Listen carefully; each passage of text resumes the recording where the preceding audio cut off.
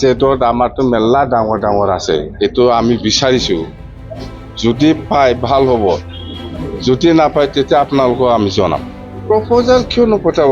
আমি এক মাহ আগতে আমাৰ দিয়া আছে, এইটো যিমান খুজিছে সেইটোতো ক'ত দিব, কিবা একটাতো দিব।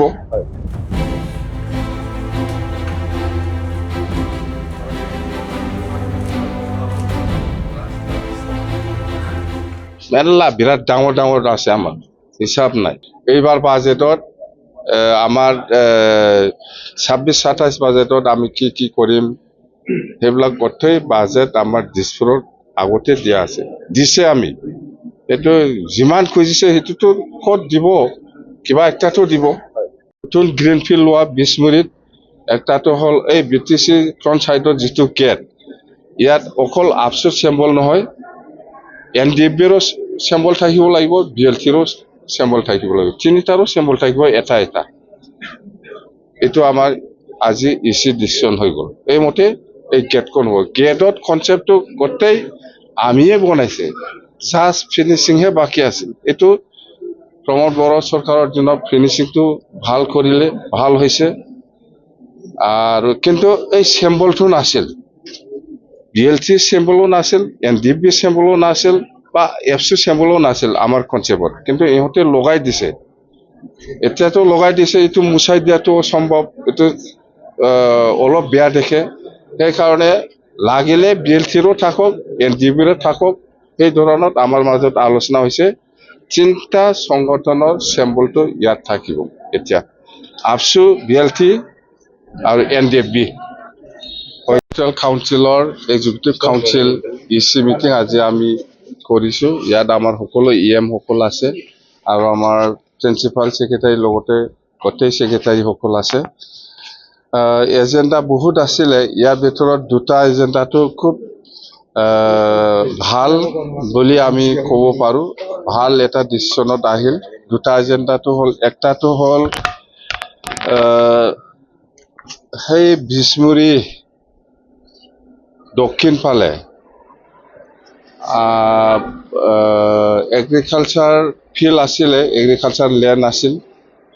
বিছমুৰী দক্ষিণ ফালে বহুত মাটি এনে পৰি আছে, এনে পৰা নাই, এইটো খেতি মাটি আছিলে, কিন্তু ইৰিগেশ্যনৰ প্ৰব্লেমৰ কাৰণে এই অঞ্চলত এতিয়া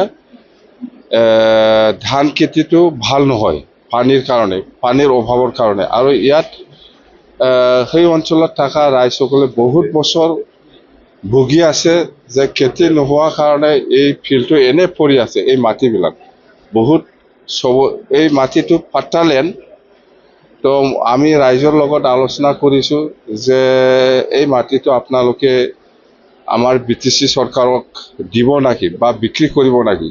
তো ইহঁতে কৈছে যে আমি বিক্ৰী কৰিম, যদি আমাক ভাল এটা আমি জীয়াই থাকিব পৰাকৈ যদি ভাল ধান দিয়ে তেতিয়াহ'লে আমি বিক্ৰী কৰিম বুলি কোৱা কাৰণে আমি আজি ইচি মিটিঙত আলোচনা কৰিছোঁ যে মানে 400তকৈ বেছি এই ফিল্ডটো, এই খেতি মাটি যিটো এই ফিল্ডটো এনে পৰি আছে, এই মাটিটো খেতি নহয় যিহেতু, সেইকাৰণে আমি এতিয়া BTC ল'ব বিচাৰিছোঁ যে আমি এই মাটিটো লোৱাটো উচিত হ'ব, যিহেতু ৰাইজে দিব বিচাৰিছে। এতিয়া খেতি নহয়, পানীৰ যোগানৰ অভাৱৰ কাৰণে। তো এবাউট মানে 300তকৈ বেছি, 300 বিঘাতকৈ বেছি এই গ্ৰীণফিল্ড হিচাপে আমি BTC ল'ম বুলি আজি ডিচিশ্যন লৈছে। খুব ভাল এটা এইটো। অন্যতে এই ছেক্ৰেটাৰীত যিটো এইটো কম্পাউণ্ড, ইয়াতকৈ ডাবল ট্ৰিপল গুণ ডাঙৰ আছে, মুঠতে 400 বিঘামান হ'ব। সেইটো BTC ল'ব। ইমিডিয়েট ছাৰ্ভে যাব কালি পৰহিৰ ভিতৰত, আৰু দামটো ঠিক ঠাক কৰি আহিব। 30 লাখ 40 লাখ এনেকুৱা যায় সেইখিনি অঞ্চলত, সেইখিনি মাটিৰ ভেলুটো আমি দিম BTC। এইটো একটা হ'ল। আৰু একটাটো হ'ল, আমি BPF যেতিয়া চৰকাৰ চলাই আছিল এই সময়তে এই BTCত ভাল এটা গেট বনাব লাগে, দিছপুৰ নিচিনা বা বহুত মুঠতে ভাল এটা গেট ফ্ৰণ্ট চাইডত বনাব লাগে বুলি আমাৰ ডিচিশ্যন লোৱা আছে।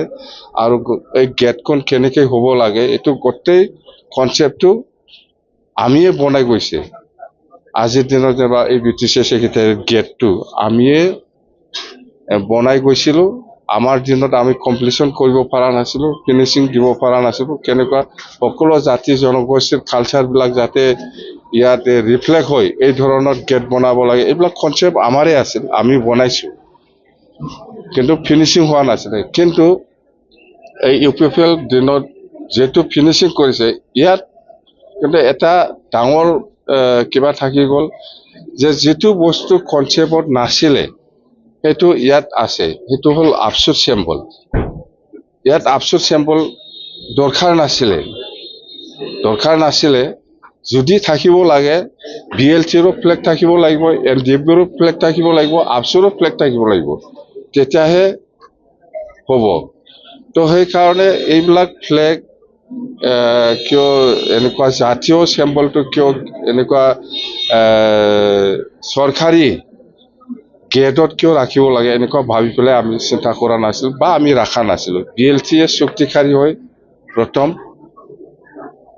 ইয়াৰ সিম্বলটো আমি ৰাখা নাই আফসু শক্তিশালী হয় ইয়াৰ সিম্বলটো আমি ৰাখা নাই বা NDFB শক্তিশালী হয় ইয়াৰ সিম্বল আমি ৰাখা নাছিল কিন্তু আজি ডিসিশন হৈ গল যে ইয়াত যেহেতু NDFB শক্তিশালী হয় আফসু শক্তিশালী হয় BLC শক্তিশালী হয় এই তিনিটা অৰ্গানাইজেশনৰ সিম্বলটো এই গেটত থাকিব এটো আমি অকল এফসু দি নহব NDFBৰো থাকিব BLCৰো থাকিব বাস শক্তিশালী হিচাপে